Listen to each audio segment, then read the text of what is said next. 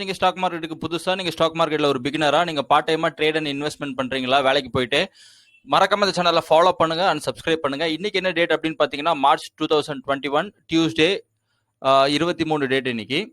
நாளைக்கு bank Nifty Nifty 50 வந்து எந்த டைரக்ஷன்ல போகுது அப்படின்றத நம்ம போய் பார்க்கலாம். ஸோ நம்ம நேத்து சொன்ன மாதிரியே வந்து மார்க்கெட் வந்து நல்லா இன்னைக்கு வந்து நல்லா பை ஆயிருக்கு. நேத்து நான் என்ன சொல்லியிருந்தேன் அப்படின்னு சொல்லிட்டு இந்த வீடியோட எண்டில் வந்து கடைசியா நான் வந்து டேக் பண்றேன். நீங்க வந்து அதை போய் பார்த்து நீங்க வந்து போய் தெரிஞ்சுக்கலாம். ஸோ நாளைக்கு வந்து பேங்க் நிஃப்டி நிஃப்டி 50 எப்படி போகுது அப்படின்றத போய் பார்க்கணும் அப்படின்னா முதல்ல வந்து நம்ம போய் குளோபல் மார்க்கெட்டை போய் பார்க்கணும். ஸோ குளோபல் மார்க்கெட்டை போய் பார்க்கணும் அப்படின்னா வந்து முதல்ல வந்து அமெரிக்கன் கான்டினென்ட்டை போய் பார்க்கணும். அமெரிக்கன் கண்டத்துல நிறைய நாடுகள் இருக்கும். நம்ம வந்து யூஎஸ் வந்து ஃபோக்கஸ் பண்ண போறோம். அதான் வந்து மணி கண்ட்ரோல்ல கொடுத்துருக்காங்க. யூஎஸ்ல வந்து நிறைய இண்டைசஸ் வந்து ட்ரேட் ஆகும். அதுல நம்ம மணி கண்ட்ரோல்ல கொடுத்தது நாஸ்டாக்ன்றதுனால நான் வந்து நாஸ்டாக் எடுத்துக்கிறேன். ஸோ அது வந்து பாத்தீங்கன்னா நாஸ்டாக் இன்னைக்கு வந்து ஒரு இது இப்போ டைம் வந்து பாத்தீங்கன்னா 9:30 கரெக்டா. ஸோ நைட்டு வந்து மிட் நைட் 1:30 வரைக்கும் மார்க்கெட் யூஎஸ் மார்க்கெட் ரன் ஆகும். ஸோ அதனால வந்து இப்போ வந்து பிரசென்டா வந்து 0.10% தான் வந்து மூவ்மெண்ட் கொடுத்துருக்கு. மூவ்மெண்ட்னா கீழே இறங்கி இருக்கு. அது அப்படின்னா இது வந்து ஒரு சைட்வேஸ் பேட்டர்னா வந்து நம்ம எடுத்துக்கணும். ஒரு ட்ரெண்டிங் பேட்டர்ன் கிடையாது. அதுக்கப்புறம் யூரோப்பியன் கண்டத்தை போய் பார்க்கணும். யூரோப்பியன் கண்டத்துல நிறைய நாடுகள் இருக்கும். நம்ம வந்து எந்த நாட்டை வந்து ஃபோக்கஸ் பண்ண போறோம் அப்படின்னா வந்து லண்டனை ஃபோக்கஸ் பண்ண போறோம். அதுக்கப்புறம் ஜெர்மனியை ஃபோக்கஸ் பண்ண போறோம்.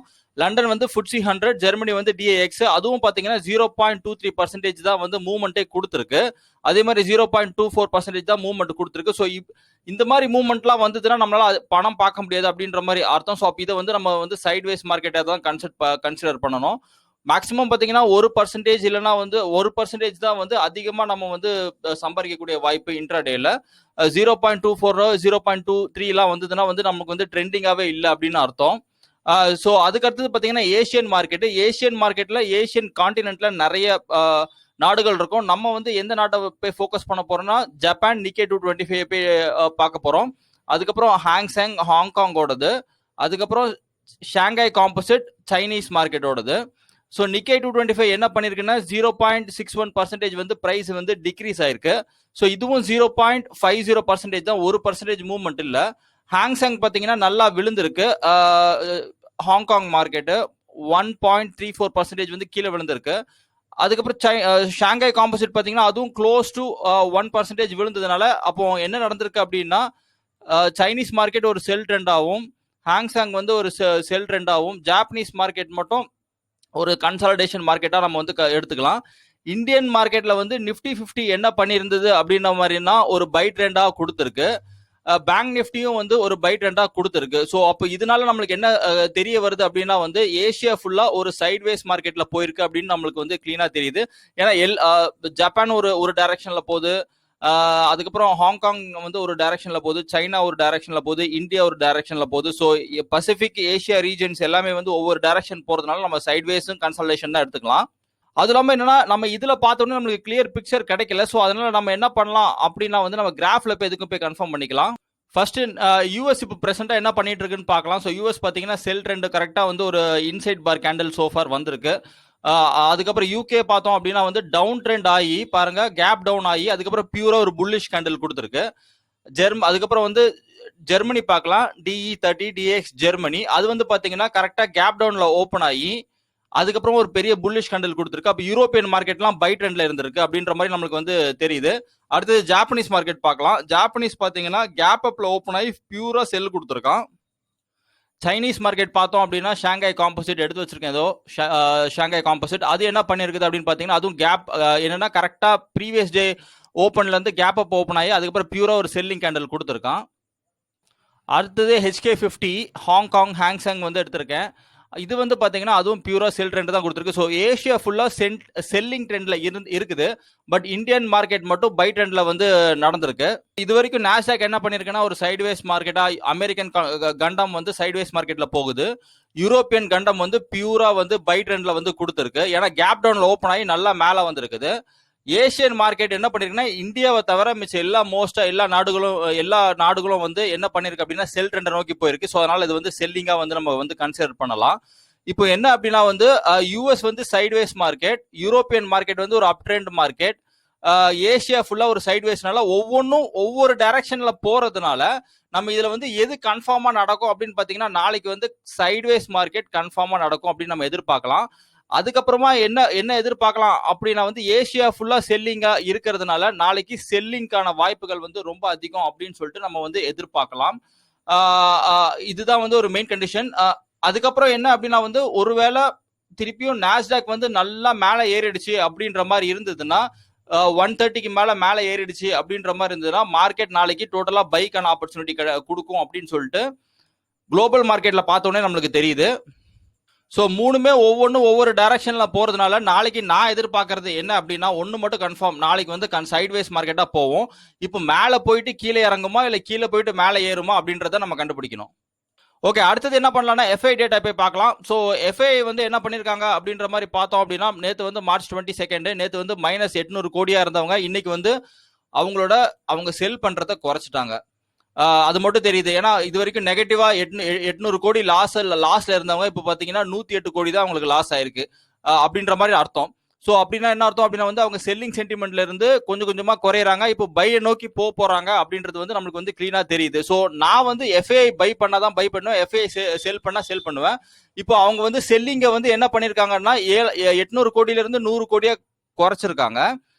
ஆனா பிரைஸ் வந்து என்ன ஏறி இருக்குன்னா நல்லா மேல ஏறி இருக்கு. அப்ப என்ன அர்த்தம் அப்படின்னா வந்து அவங்க டோட்டலா வந்து சேஞ்ச் ஆகுறாங்க, கொஞ்சம் கொஞ்சமா பை சென்டிமெண்ட்டுக்கு ஆகுறாங்க அப்படின்ற மாதிரி அர்த்தம்.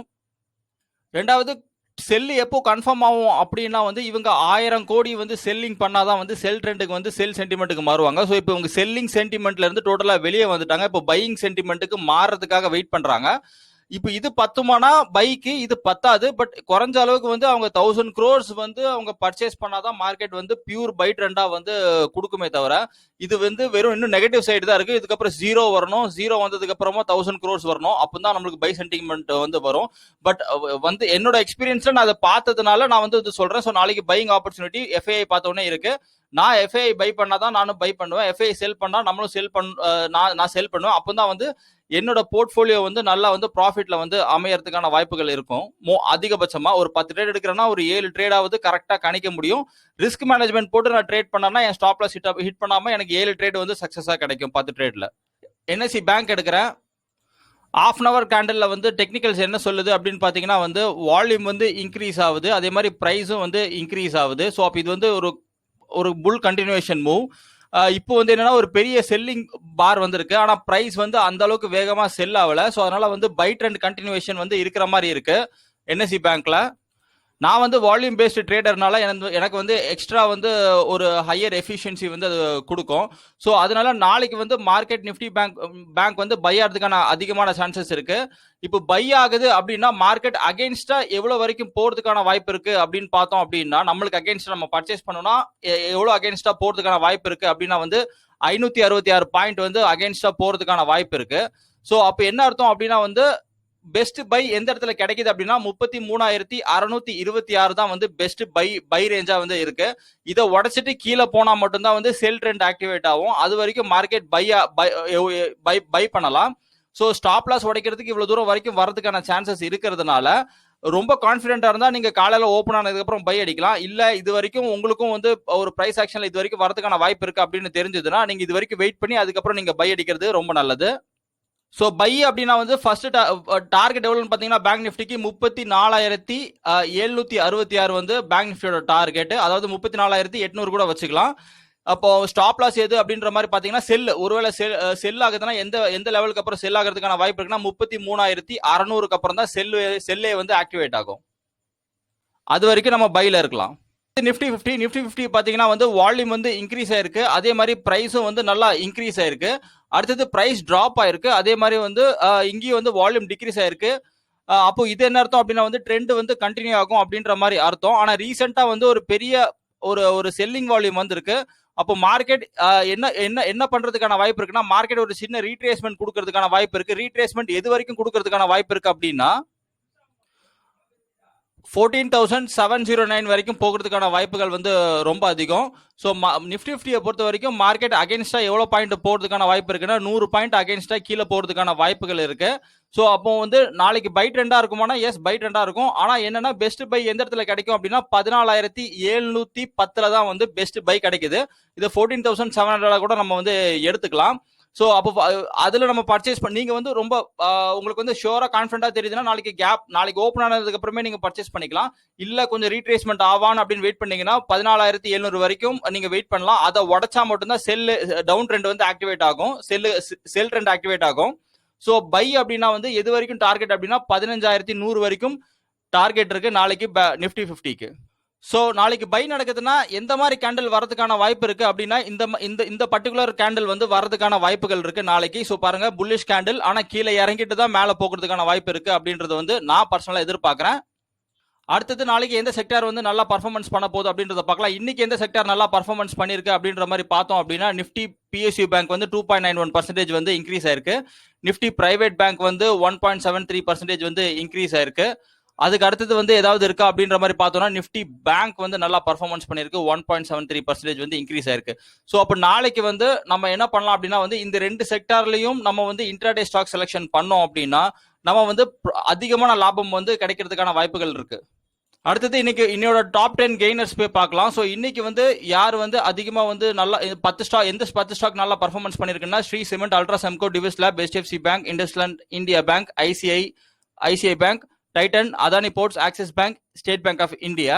ஸோ இந்த 10 ஸ்டாக்ல நாளைக்கு வந்து எந்த ஸ்டாக் பர்ஃபார்மன்ஸ் பண்ண போகுது, நல்லா பர்ஃபார்மன்ஸ் பண்றதுக்கான வாய்ப்பு இருக்கு அப்படின்னா HDFC பேங்க்கும் ICICI பேங்க்கும் வந்து நாளைக்கு நல்லா பர்ஃபார்மன்ஸ் பண்றதுக்கான வாய்ப்பு இருக்கு. ஏன் அப்படின்னா வந்து இதோட வேல்யூ வந்து இன்க்ரீஸ் ஆயிருக்கு. அதுக்கப்புறம் இதோட பர்சன்டேஜ் வந்து ரொம்ப ஹையா இன்க்ரீஸ் ஆனதுனால HDFC பேங்க் வந்து பை ஆகிறதுக்கான வாய்ப்பு இருக்கு. அதுக்கப்புறம் ICICI பேங்க் பாத்தீங்கன்னா இதோட வந்து ட்ரேடட் வேல்யூவும் ஹையா இருக்கு, இதோட பர்சன்டேஜ் இன்க்ரீஸும் வந்து ஹையா இருக்கிறதுனால நாளைக்கு பை ஆகிறதுக்கான வாய்ப்புகள் வந்து ரொம்ப அதிகம். இந்த ரெண்டு ஸ்டாக்ல வந்து எது அதிகமா வந்து பையிங் ஆப்பர்ச்சுனிட்டி இருக்கு அப்படின்னா வந்து HDFC பேங்க் தான் வந்து அதிகமான பையிங் ஆப்பர்ச்சுனிட்டி இருக்கு. ஏன் அப்படின்னா இதோட ட்ரேடட் வேல்யூ வந்து ஆவரேஜா இருக்கு, அதே மாதிரி இதோட பர்சன்டேஜ் இன்க்ரீஸும் வந்து ஆவரேஜா இருக்கிறதுனால. அவ்வளவுதான் ஃப்ரெண்ட்ஸ், நம்ம வந்து ஈஸியா வந்து கணிச்சாச்சு. நாளைக்கு வந்து பேங்க் நிஃப்டி 50 வந்து பை ஆகிறதுக்கான சான்சஸ் வந்து ரொம்ப அதிகம். நம்ம கேண்டில் ஸ்டிக்ஸ் எந்த மாதிரி வருதோ அப்படின்ற மாதிரியும் நம்ம போய் பார்த்துட்டோம். இது வந்து என்னோட பர்சனல் வியூ தான். நான் வந்து தப்பா போறதுக்கான வாய்ப்புகள் கூட ரொம்ப இருக்கு. ஸோ எதுக்கும் வந்து நாளை காலையில 8 o'clock வந்து US மார்க்கெட் எப்படி க்ளோஸ் ஆயிருக்குதுன்னு நீங்க பார்த்து இதே மாதிரி நீங்க அப்ரோச் பண்ணீங்கன்னா உங்களுக்கு அதிக லாபம் கிடைக்கிறதுக்கான வாய்ப்பு இருக்கு, டைரக்ஷனும் கரெக்டா வரதுக்கான வாய்ப்புகள் இருக்கு. ஸோ இந்த வீடியோ பிடிச்சிருந்தா please comment, share and like. Thank you, bye bye.